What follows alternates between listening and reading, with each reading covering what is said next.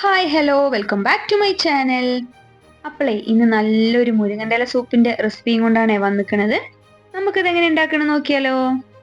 അതിനിവിടെ 2 സ്പൂൺ അളവിന് വറമല്ലിയും, 1 സ്പൂൺ അളവിന് കുരുമുളകും, 1/2 സ്പൂൺ അളവിന് നല്ല ജീരകവും, 1/2 സ്പൂൺ അളവിന് മഞ്ഞപ്പൊടിയും, ഒരു 10-15 ചെറിയ ഉള്ളി, ഒരു 5-8 വെളുത്തുള്ളി എടുത്തിട്ടുണ്ട്. അപ്പൊ ഇതൊക്കെയാണ് കേട്ടോ നമ്മുടെ മസാലക്ക് വേണ്ടിയ സാധനങ്ങൾ. ഇത്ര മതി സാധനങ്ങൾ. ഇനി നമ്മൾ എടുത്തു വെച്ചിരിക്കുന്ന കുരുമുളകും ജീരകവും മല്ലിയും മഞ്ഞപ്പൊടിയൊക്കെ നല്ലോണം പൊടിച്ചാണ്ട് എടുക്കുക. ഇതേപോലെ. ഇനി ഈ പൊടിച്ചെലിക്കേ നമ്മൾ എടുത്തു വെച്ചിരിക്കുന്ന ഉള്ളി ഉണ്ടല്ലോ, അതും കുറേശ്ശെ വെള്ളം ഒഴിച്ചിട്ട് ഇതേപോലെ അരച്ചെടുക്കുക.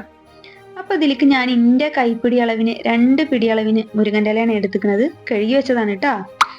ഇനി നമ്മൾ അരച്ചു വരിക്കുന്ന മസാല ഉണ്ടല്ലോ, അത് പാകത്തിന് വെള്ളം ഒഴിച്ചിട്ട് ഒരു ചട്ടിക്കാണ്ട് ഒഴിക്കുക. പിന്നെ പാകത്തിന് വെള്ളം ഒഴിക്കുന്നു പറഞ്ഞപ്പോൾ ഊരിപ്പെട്ട വെള്ളം ഒഴിക്കരുതേ. നമ്മുടെ ആ കുരുമുളകൊക്കെ ഇട്ടിട്ടില്ലേ, അതിന്റെ എരിവിനനുസരിച്ച് വെള്ളം ഒഴിച്ചാൽ മതി കേട്ടോ. ഇനി നമുക്കിതൊന്ന് വെച്ചിട്ട് നല്ലോണം തിളപ്പിച്ചെടുക്കാം.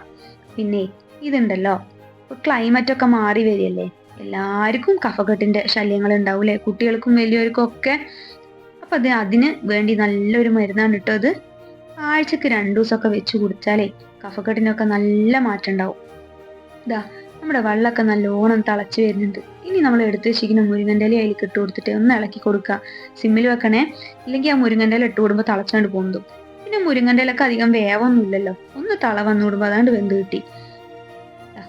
ഇതേപോലെ ആയി കിട്ടിയിട്ടുണ്ട് നമ്മുടെ സൂപ്പ്. ഇത്രേ ഉള്ളൂ പണി. ഇനി ഒന്ന് പതുക്കെ ഒന്ന് താളിച്ചു കൂട്ടിയാൽ മതി. താളിക്കിന് അതിന് അധികം ആവശ്യമല്ല സാധനങ്ങൾ. ഓയിലാണ്ട് ഒഴിച്ചു കൊടുത്തിട്ടേ ഒരു 4-5 ചെറിയ ഉള്ളി അരിഞ്ഞു വെച്ചിട്ടുണ്ട്. ഇത് ഇട്ടിട്ട് താളിച്ചു കഴിഞ്ഞ് കഴിഞ്ഞാൽ അതിന്റെ പണിയും കഴിയും.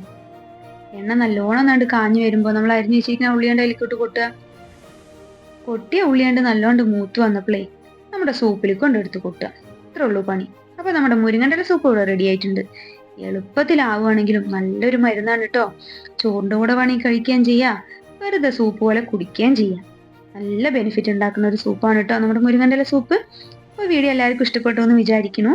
നമുക്ക് വീണ്ടും വേറൊരു വീഡിയോയിലേക്ക് കാണാം.